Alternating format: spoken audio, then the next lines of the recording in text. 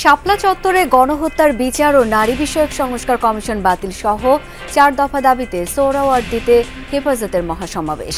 23 মে সারা দেশে বিক্ষোভ কর্মসূচির ডাক। পুনর্বাসিত করবার পায়ে তারা চালায়, তাদের সঙ্গে আমরা লড়াই করব ইনশাআল্লাহ। আগামী দিনে হেফাজতে ইসলাম যে কোনো কর্মসূচি দিবে, সেই কর্মসূচি বাস্তবায়নে আমরা ইনশাআল্লাহ সোচ্চার থাকব। ধর্ম বা দলের ভিত্তিতে দেশকে বিভক্ত না করার আহ্বান জামায়াত আমিরের।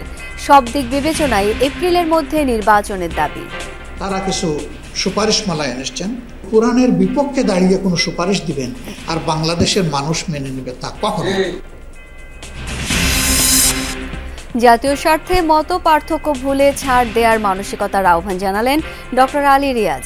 12 দলীয় জোটের পর বাসদের সাথে চলছে বৈঠক।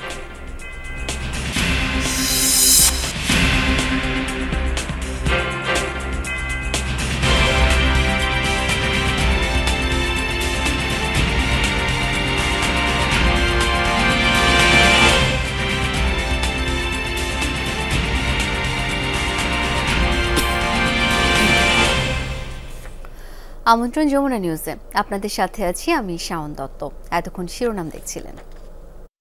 শাপলা চত্বরের গণহত্যার বিচার দ্রুত শেষ এবং নারী বিষয়ক সংস্কার কমিশন বাতিল করা না হলে অন্তর্বর্তী সরকারের বিরুদ্ধে কঠোর আন্দোলনের হুঁশিয়ারি দিয়েছে হেফাজতে ইসলামী বাংলাদেশ।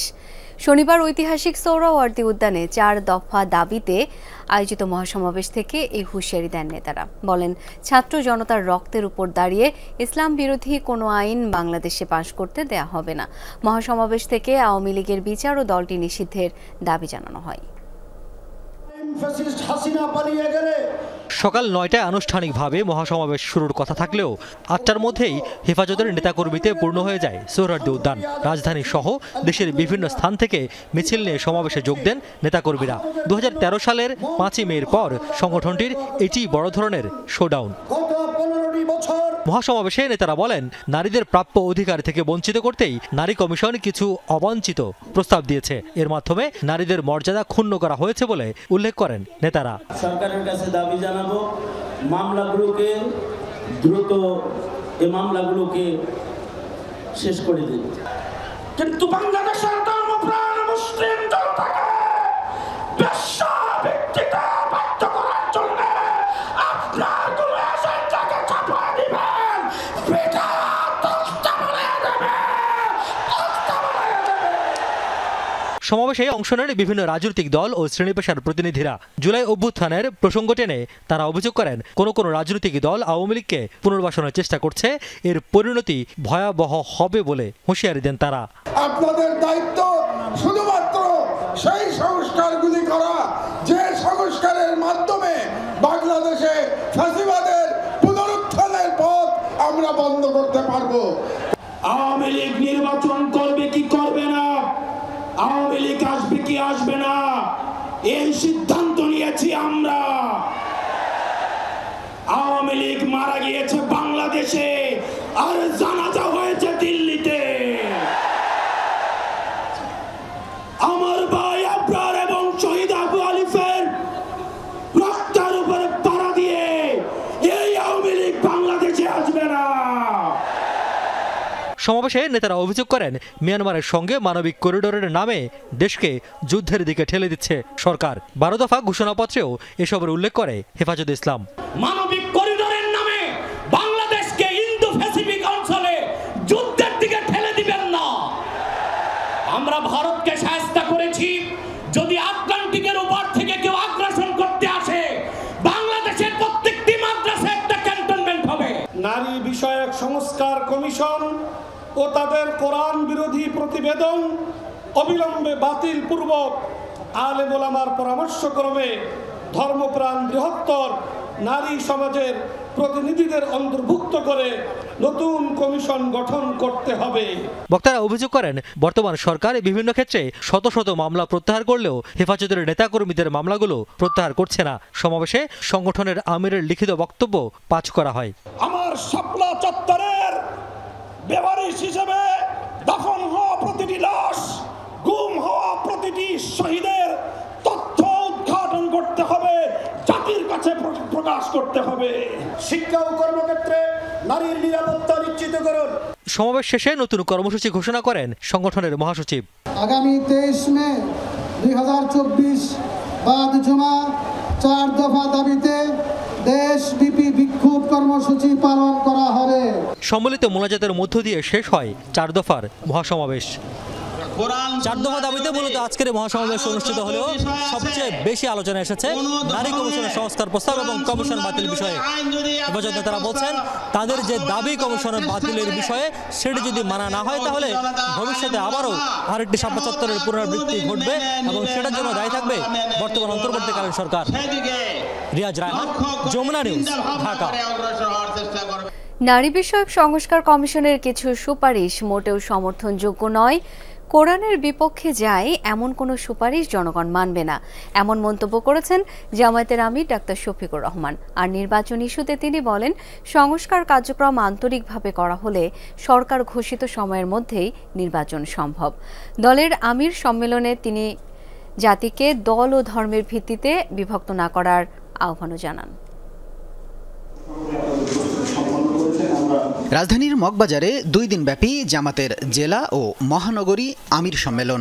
এতে প্রধান অতিথি হিসেবে বক্তব্য রাখেন জামাত আমির ডাক্তার শফিকুর রহমান। ওই কমিটি বাতিল করতে হবে, কমিটি শেষ তো রিপোর্টও শেষ।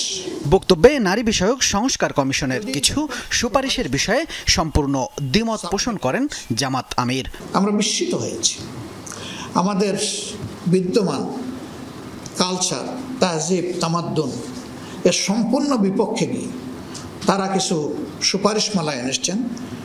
এগুলা বিবেচনা করার তো প্রশ্নই ওঠে না।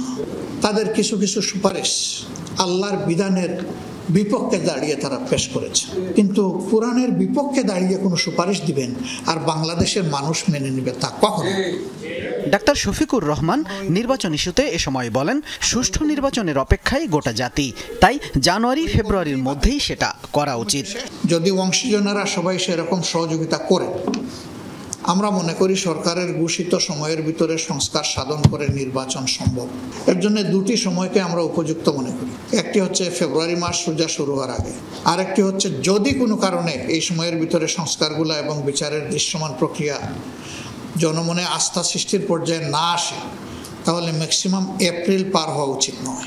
জামাত আমির বলেন, প্রায় 16 বছরের হত্যা, গুম, লুটপাট ও দুর্নীতির দৃষ্টান্তমূলক বিচার না হলে পুরনো সংস্কৃতিই থেকে যাবে। আমরা সংখ্যালঘু সংখ্যাগুরু এই তথ্যে বিশ্বাসী না। শামীম রেজা, যমুনা নিউজ, ঢাকা। জাতীয় ঐক্যমত্য কমিশনের সাথে বাংলাদেশের সমাজতান্ত্রিক দলের আলোচনা চলছে। এ বিষয়ে বিস্তারিত জেনে নেব, সহকর্মী তানভীর মৌসুম রয়েছেন সেখানে। তানভীর, সংলাপে বাংলাদেশ সমাজতান্ত্রিক দলের প্রতিনিধি কারা রয়েছেন, আলোচনায় কোন কোন বিষয় গুরুত্ব পাচ্ছে জানাবেন আমাদের। শাওন, বাংলাদেশ সমাজতান্ত্রিক দল মার্ক্সবাদী যে অংশটি রয়েছে তারা বিকেল 3টার দিকে এখানে জাতীয় সংসদ ভবনের এলডি হলে এসেছেন। জাতীয় ঐক্যমত্য কমিশনের সাথে তাদের বৈঠক চলমান, বৈঠক এখনও চলছে এবং তাদের পক্ষ থেকে মোট 12 জন প্রতিনিধি, মোট 12 জন সদস্যের একটি দল এখানে এসেছেন আলোচনার জন্য। এবং এখানে পরবর্তীতে আমরা দেখতে পাই যে প্রফেসর আলী রিয়াজ তিনি কথা বলেছেন এবং তিনি স্বাগত বক্তব্য দেওয়ার পর বাংলাদেশের সমাজতান্ত্রিক দলের পক্ষ থেকেও পরবর্তী স্বাগত বক্তব্য দেন দলটির প্রধান সমন্বয়ক মাসুদ রানা এবং তিনি সেখানে বেশ কিছু কথা বলেন। তবে সবচাইতে বেশি তার বক্তব্যে তিনি জোর দেন ফ্যাসিবাদের বিলোপের উপর এবং তিনি বলেন যে এই একটি গণ অভ্যুত্থানের পর তাদের সবারই প্রধান লক্ষ্য যাতে এই ফ্যাসিবাদী ব্যবস্থা পুনরায় আর ফিরে না আসে এবং সেই সাথে তারা জোর দেন ঐক্যমত্য একমত হওয়ার বিষয় এবং সেখানে বলেন যে যদি দেশের স্বার্থে এবং গণ অভ্যুত্থানের যে আকাঙ্ক্ষা, সে আকাঙ্ক্ষা পূরণের স্বার্থে যদি বেশ কিছু বিষয়ে একমত হওয়া যায় এবং সবচেয়ে গুরুত্বপূর্ণ বিষয়গুলোতে যদি রাজনৈতিক দলগুলো একমত হতে পারে, সেক্ষেত্রে পরবর্তীতে অন্যান্য যে কোনো বিষয়, ছোটোখাটো বিষয়গুলো বিবেচনা করে সেখানেও একমত হওয়া সম্ভব। এবং সেই একমত হওয়ার ব্যাপারে জোর দেওয়ার সাথে সাথে কিন্তু এটাও বলা হয়েছে যে জাতীয় ঐক্যমত্য কমিশনের তরফ থেকে যে প্রস্তাবগুলো দেওয়া হয়েছে সেই প্রস্তাবগুলোর সবগুলোর সাথে একমত না হলেও বাংলাদেশের সমাজতান্ত্রিক দল সেগুলো খারিজ করছে না এবং তারা এই অভিযোগটিও তোলেন যে বিভিন্ন প্রস্তাব খারিজ করার একটি যে চল, সে চলটাও কিন্তু এখন শুরু হয়ে গেছে। সব মিলিয়ে বলা যায় যে তাদের মূল লক্ষ্যই হচ্ছে ফ্যাসিবাদের বিলোপ এবং এক ঐক্যমত্য। শাওন, তানভীর, অনেক ধন্যবাদ আপনাকে। কমিশন কারো প্রতিপক্ষ নয়, মূল লক্ষ্য জাতীয় সনদ তৈরি যা গণতান্ত্রিক রাষ্ট্র গড়তে সাহায্য করবে। এসব মন্তব্য করলেন জাতীয় ঐকমত্য কমিশনের সহ সভাপতি অধ্যাপক ডক্টর আলী রিয়াজ। সকালে সংসদের এলডি হলে জাতীয় ঐকমত্য কমিশনের সাথে বৈঠক করে 12 দলীয় জোট। সূচনা বক্তব্যে আলী রিয়াজ বলেন, রাজনৈতিক দলের মধ্যে মত পার্থক্য থাকবে, জাতীয় স্বার্থে প্রত্যেককেই নিজ নিজ অবস্থান থেকে যেমন কথা বলবে তেমনি ছাড় দেওয়ার মানসিকতাও থাকতে হবে। নানা বিষয়ে একমত হওয়া সম্ভব না হলেও রাষ্ট্র গড়ার ক্ষেত্রে ঐকমত্য সম্ভব বলে আশাবাদ ব্যক্ত করেন তিনি। বৈঠক শেষে ব্রিফিংয়ে জাতীয়তাবাদী সমমনা জোটের সমন্বয়ক ফরিদুজ্জামান ফরহাদ বলেন, জাতীয় ঐকমত্য কমিশনের 166 প্রস্তাবের মধ্যে 112টিতে তারা একমত, 28টিতে আংশিক একমত এবং 26টিতে ভিন্ন মত জানিয়েছে। এ সময় তিনি আরও বলেন, সবার আগে জাতীয় নির্বাচন হতে হবে। এছাড়া তত্ত্বাবধায়ক সরকারের মেয়াদ 3 মাসের পরিবর্তে 4 মাস করার দাবি জানান। একটি গণতান্ত্রিক রাষ্ট্র বিনির্মাণের জন্য সকলে এখানে সমবেত হয়েছি, আমরা চেষ্টা চালিয়ে যাচ্ছি এবং সেই চেষ্টায় আপনারা গণতান্ত্রিক আন্দোলনে অংশগ্রহণকারী হিসেবে ভূমিকা রেখেছেন। আমরা আশা করি যে সেই ভূমিকা আপনাদের অব্যাহত থাকবে। যে সমস্ত বিচারপতি দুর্নীতিপরায়ণ সেটা সুপ্রিম জুডিশিয়াল কাউন্সিল মাধ্যমে বাদ দিতে হবে। প্রধানমন্ত্রীর ব্যাপারে বারবার 2বার প্রধানমন্ত্রী একসাথে হতে পারবে, এক টার্ম অফ করে আবারও প্রধানমন্ত্রী হওয়া যাবে। আলাপ আলোচনা ও ঐকমত ছাড়া তাড়াহুড়ো করে মানবিক করিডর দেওয়ার সিদ্ধান্তে উদ্বিগ্ন রাজনৈতিক দলগুলো। নেতারা বলছেন, রাখাইনের বাস্তব পরিস্থিতি জেনে বুঝে করিডোরের বহুমাত্রিক ঝুঁকি বিশ্লেষণ করেই এমন সিদ্ধান্ত নেওয়া জরুরি। জনগণের ম্যান্ডেট ছাড়া সরকারকে এমন সিদ্ধান্ত বাস্তবায়ন করতে দেয়া হবে না বলেও জানান জামাত সহ বিভিন্ন দলের নেতারা। নির্বাচন অনুষ্ঠানের দাবি করাটাই যেন একটি অপরাধ। সুনির্দিষ্টভাবে জাতীয় নির্বাচনের রোডম্যাপ ঘোষণা করুন। রাজনীতির মাঠে কত ইস্যু, প্রতিদিনই যুক্ত হচ্ছে নতুন নতুন দাবি। আওয়ামী লীগের নিবন্ধন বাতিল করে তার রাজনৈতিক এবং সাংগঠনিক কার্যক্রম বিচার চলা পর্যন্ত নিষিদ্ধ ঘোষণা করতে হবে। আছে সরকারের বিরোধিতা, মাঠে সক্রিয় ডান বাম সব পক্ষই। ওই কমিটি বাতিল করতে হবে, কমিটি শেষ তো রিপোর্টও শেষ। এর মধ্যেই রাখাইনে জাতিসংঘের ত্রাণ পাঠাতে দেশের ভূমি ব্যবহারে সম্মত সরকার। বলা হচ্ছে এটা মানবিক প্যাসেজ বা করিডোর। যুদ্ধপ্রবণ মিয়ানমারের সাথে এমন উদ্যোগে নানা প্রশ্ন, ভয়, আতঙ্ক। কারণ রাখাইন কেবল আরাকান আর্মি নিয়ন্ত্রিত মিয়ানমারের রাজ্যই নয়, চীন, ভারত, রাশিয়া সহ পরাশক্তিদের কৌশলগত স্বার্থ আছে সেখানে। সাথে বিষয়টি নিয়ে সরকারের কর্তা ব্যক্তিদের কথাবার্তায়ও তৈরি হয়েছে নানা প্রশ্ন। এই উপকার করতে গিয়ে অন্য দেশের বা অন্য কারো ক্ষতি করা, তাদের স্বার্থ প্রতিকূলে কাজ করা, এটা করতে দেওয়া ঠিক হবে না। দেশের জনগণও মানবে না এটা। দেশের জনগণের ম্যান্ডেট নিয়ে বিশেষ করে যেসব রাজনৈতিক দল সকলের মত নিয়ে একটা ঝুঁকিপূর্ণ এই প্রস্তাবটাকে সমাধান করা উচিত। আলোচিত এই করিডোরের ধরন, নিরাপত্তা কারা দেবে, এটি নিয়ে চীন, ভারত সহ এই অঞ্চলের দেশগুলোর মনোভাব অনেক কিছুই স্পষ্ট নয় এখনো। সিদ্ধান্ত নেয়ার আগে তা নিয়ে জনগণের মনোভাব বোঝা আবশ্যক ছিল বলেও মনে করেন নেতারা। এটা আলটিমেটলি একটা সামরিক করিডোরে পর্যবেসিত হয় কিনা, যেহেতু এখানে পরাশক্তিগুলো যুক্ত আছে, পার্শ্ববর্তী অনেকগুলো দেশের তাদেরও বহুমাত্রিক তৎপরতা আছে। ফলে আমরা আকস্মিকভাবে কোনো আলাপ আলোচনা ছাড়া, কোনো বোঝাপড়া ছাড়া, সুতরাং এ ধরনের কোনো তৎপরতা যাবার কোনো সুযোগ নেই। আমাদের এখানে কে কার সাথে কথা বলল, তাহলে তারা নীতিগত সিদ্ধান্ত নিল কিভাবে এবং কেন এত জলদি করে, তাও একটা অন্তর্বর্তী সরকার কারোর সাথে আলোচনা না করে করলো, এটা একটা উদ্বেগের বিষয়। এই করিডোর দেয়া হলে সেটি রোহিঙ্গাদের মিয়ানমারে ফেরত পাঠাতে ভূমিকা রাখতে পারে কিনা সেটিও বুঝতে চান নেতারা। বিদ্যমান ভূ রাজনৈতিক পরিস্থিতিতে বাস্তব পরিস্থিতিটা কি, সেইটা আসলে রাজনৈতিক দলগুলোর জানা থাকা দরকার। সরকার যে সিদ্ধান্তই গ্রহণ করুক, সেই সিদ্ধান্ত যখন সকলের সাথে আলোচনা করে নেবে, তখন জনগণ তাদের সরকারের সিদ্ধান্তের সাথে থাকবে। হিউম্যানিটেরিয়ান করিডোরের মাধ্যমে এখানে একটা প্যাসেজ তৈরি করে এখান থেকে তাদের একটা সেফ জোন করে সেখানে রোহিঙ্গাদের রিপ্যাট্রিয়েশন করা, প্রত্যাবাসন করা আমরা সম্মত জানাবো। কিন্তু এই প্রসেসটা হতে হবে এখানকার স্টেক হোল্ডারদেরকে সাথে নিয়ে। নানা উদ্যোগ নিলেও বাংলাদেশে থাকা 15 লাখের বেশি রোহিঙ্গার কাউকেই ফেরত পাঠানো যায়নি গেল 8 বছরে। বরং এখনো প্রায় প্রতিদিনই শত শত রোহিঙ্গা মিয়ানমার থেকে পালিয়ে আসছে বাংলাদেশে।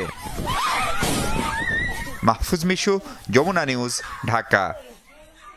রাজনৈতিক দলগুলোকে সংস্কারমুখী হওয়ার আহ্বান জানিয়েছেন অন্তর্বর্তী সরকারের সমাজ কল্যাণ উপদেষ্টা শারমিন মুর্শিদ।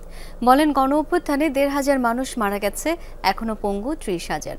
এ ক্ষত কোনোভাবেই মুছে দেয়া যাবে না। দুপুরে ওয়াটার কিপার্স বাংলাদেশ আয়োজিত PFAS pollution and public health in Bangladesh শীর্ষক একটি আলোচনা সভায় এসব কথা বলেন তিনি। বলেন, পরিবেশ ধ্বংস হলে মানুষ সুরক্ষিত থাকে না, তাই সরকারের পাশাপাশি রাজনৈতিক দলগুলো ঐক্যবদ্ধভাবে কাজ করতে হবে। তবেই ফিফাসের মতো রাসায়নিক দূষণ থেকে আমাদের নদী ও মানুষকে বাঁচানো সম্ভব। আলোচনায় গণসংহতি আন্দোলনের সমন্বয়ক জুনায়েদ সাকি বলেন, রাজনৈতিক অর্থনৈতিক বন্দোবস্তের পাশাপাশি পরিবেশ রক্ষায়ও নতুন বন্দোবস্ত প্রয়োজন। আমার মনে হচ্ছে